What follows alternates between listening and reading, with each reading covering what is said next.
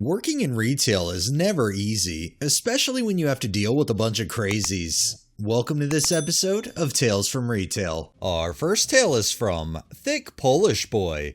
We recently had a lady lose her debit card in our store. One of our employees found it on the floor just a few minutes after she left. I decided to post on our local Facebook page that this lady left her card here and if anyone knows her, to please let her know. We've done this multiple times before with no issues.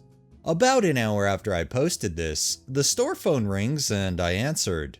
The lady says, I saw your Facebook post. You need to take it down. That is not my card. My employer saw the post and they're freaking out. I say, I'm sorry, ma'am. I was just trying to be helpful. She cut me off and said, If you want to be helpful, you need to take that card to the local bank branch, not post about it online. You've caused me a lot of trouble. Take that post down now. I responded, Yep, have a good one, and hung up. I knew from the way that she was acting that it was her card, and most likely a business card for her job, as according to Facebook, she's an office manager. I texted my manager and asked what he would like me to do. He said that since it seems like she doesn't want to retrieve the card, I can go ahead and destroy it. The next day, she comes in and politely says that she lost her card here and was here to pick it up. Another manager was on duty at the time and told her that we disposed of it. She got upset and said she told me she'd be in to pick it up today. The manager said, That's not the story we heard. The lady went wide-eyed and pale, and immediately left the store without another word. Oh yeah, clearly it was definitely her card, but the fact that she said you need to take the post down didn't make it a priority to come get the card just says a lot about the kind of manager this lady probably is. This next tale is by Unlucky Charm 07. I have a friend who likes to occasionally cosplay historical figures, Templar Knights, Plague Doctors, etc., in public. One day while I was working, he decided to show up at the grocery store I worked at dressed as a Plague Doctor while he grabbed some groceries. Because there's a huge window at the front of where the tills are, I had seen him outside walking in and was already thinking to myself, I wonder how this is going to go. He came inside and started walking around to find the things he was looking to buy.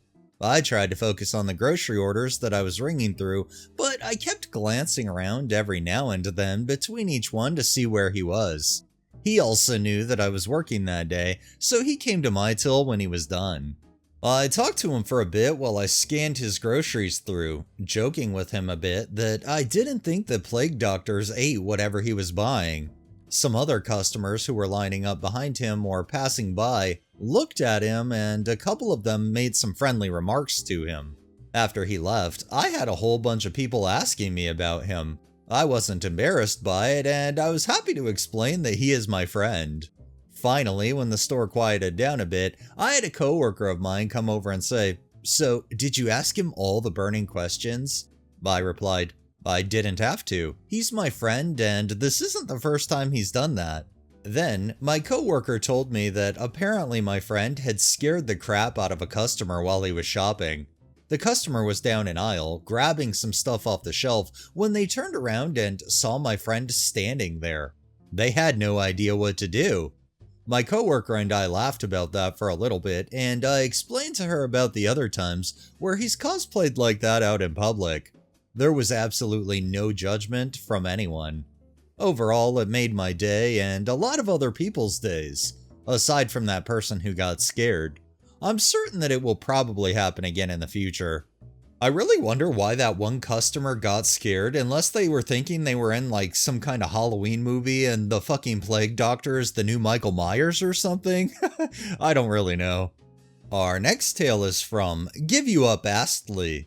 Disclaimer, this was about 3 months ago and I'm a self-checkout cashier.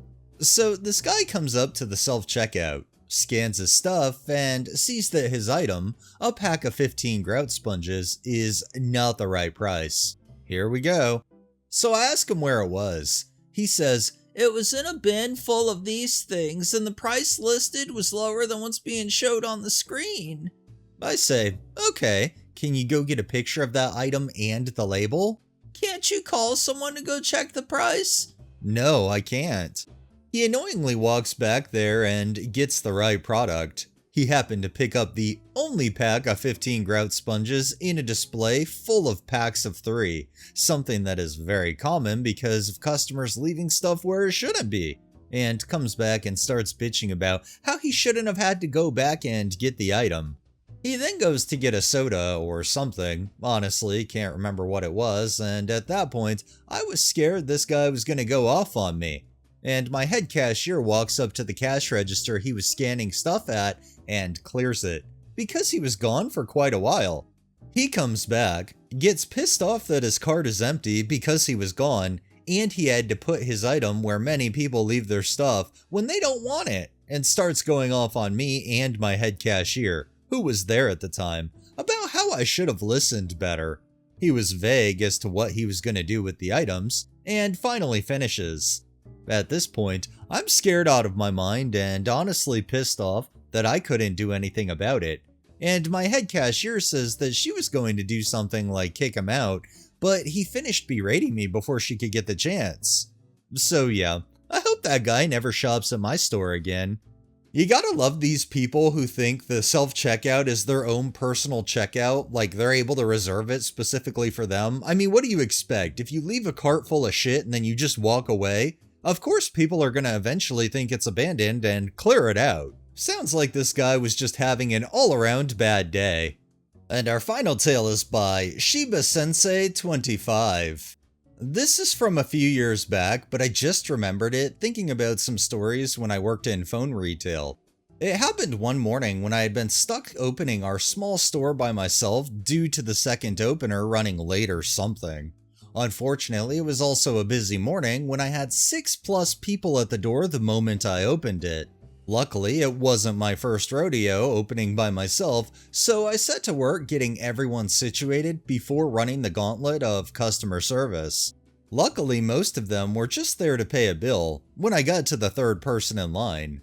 Now, this guy was definitely on something. You could tell by the way he carried himself, his mannerisms, and the way he talked. I forgot exactly what he came in for, but he tried to get into an account he didn't have access to. He turned to leave, and I started to help the next customer. However, out of the corner of my eye, I watched this man look up and down our accessory wall. For context, the store itself was a giant box, with almost the entire left wall behind where we hang accessories at the time. The very end nearest the door was where we held our speakers due to how corporate wanted us to display our products. Now, they were locked on the pegs, so you couldn't just pull the items off. Out of the corner of my eye, I watched this man hold up his jacket to cover him ripping a JBL speaker box off the peg, breaking the tag he used to hang it by before he set it on a small side table we had near the front. He then began to hold up his jacket again to try to cover it, putting his hands in his jacket pocket and lifting them up over the speaker to look inconspicuous. I told the customer I was helping to give me a moment before I walked over to the guy and put on my best customer service smile. "Hey there, sir. Were you looking to get that speaker?" I asked. The guy then jumped, cause I don't think he realized I had seen him take it. No, I was just looking at it," was his response as he lowered his jacket and backed away from the item.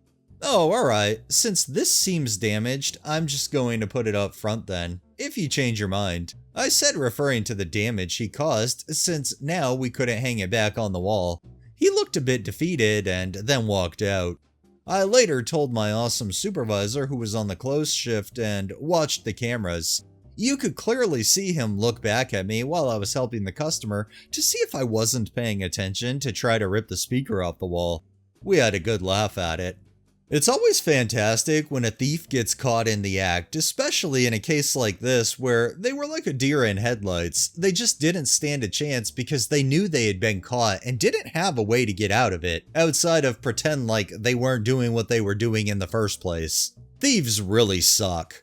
Alright, that's enough tales for the day. Well, that wraps up this episode of Tales from Retail. If you liked the video, please drop a like, share my content on all of your social media, subscribe if you haven't already, and make sure to hit that bell so you're notified every time I upload.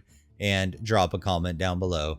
It really helps with the algorithm and helps new people find my channel. Thanks for watching, thanks to my patrons and super thanks contributors. Have a great day and stay safe out there.